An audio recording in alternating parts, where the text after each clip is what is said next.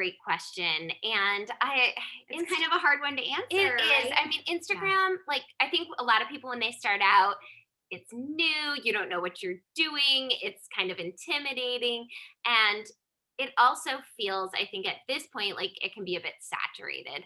Um, However, it is an amazing tool and vessel to reach customers. It just is. And I think that the way that we did it was we became more consistent. Yeah. So posting regularly, that was huge. And also utilizing stories. Having a story up every day was really big. Yes, and So you this guys are posting a story every single Saturday day. yes, our stories never run out. Bridget is Never. in control of them. It is just ongoing at all times. At all times. We've never not had a story in, I think, over a year and a half. Yeah. Wow. See, that's so funny because even Catherine and I, with our stories, we hold back from sharing because we don't want to be posting stories all the time. Like we don't want to. But I love that approach that you actually are always offering something new to your audience, so they're always coming back for more. Yes. I think another thing was, at first, Brooke and I did not want to be on camera. We would put posts up that, had an amazing tip or an amazing research study for parents. But we didn't want to get on stories. We'd like put that post, so they could link to it, but we never wanted to talk on it. Yeah. And our mentor told us, people want to get to know you Yeah. guys. Like that is how you grow your following, is by getting followers Yeah. to believe in you Yes. and relate to Yeah, you. they want to know who you are. They want to see your face. They want to hear you talk. And that took a minute, especially for me. She's a little more comfortable, but I was like, But I even didn't still, I Yes. wasn't. Like at first that was really hard. but that made a huge difference. Huge difference. That's probably the number one yeah. piece of advice. Yeah. Get on the stories. Yes. Get your phone.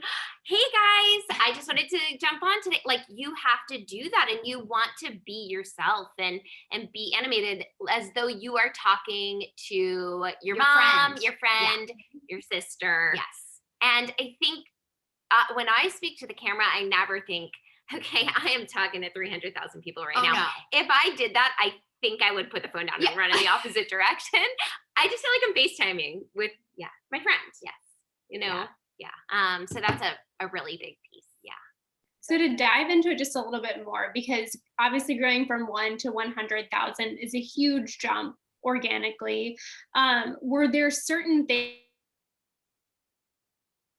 really created an uptick, or was it just kind of gradual throughout that first year?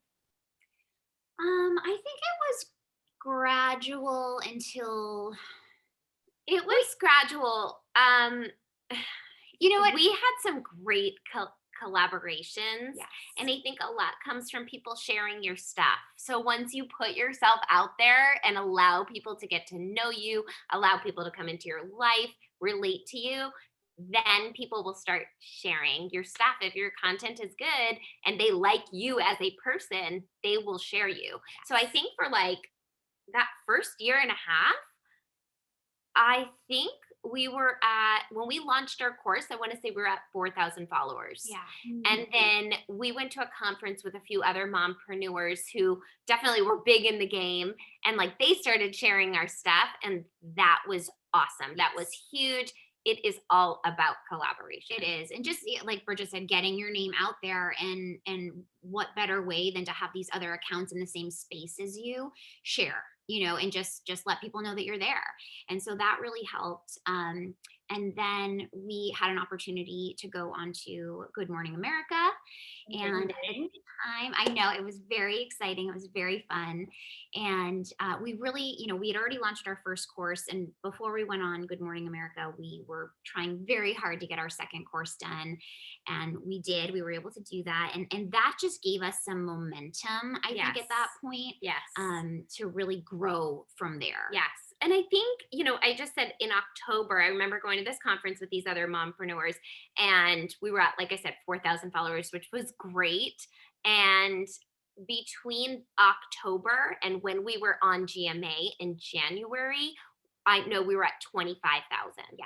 So we went from Wow. 4 to 25 just in those like 3 to 4 months. Yeah. So something happened there where like a lot of people were like, oh my gosh, okay, there was a buzz. Like, Mhm. oh, these, people are talking about speech and language. These girls, are specialists in this area. And I think the other huge thing is having a niche, right? So like there wasn't really anybody else in our space at the time. No, very Um, few. and now, it is saturated, but I think if you can, and there are definitely people in our space now who are Yeah. doing it, but we just always try to be us and be on brand and just kind of like be consistent. Yeah. And stand out. Definitely, definitely. Catherine and I always say that there can be a ton of competitors in your space, but there's only one you. And the more you're able to really embrace yourself and your background and your areas of expertise, you're still going to be able to build a thriving business. Just because there's other players in the game does not mean that you can't thrive. That's right. Yeah.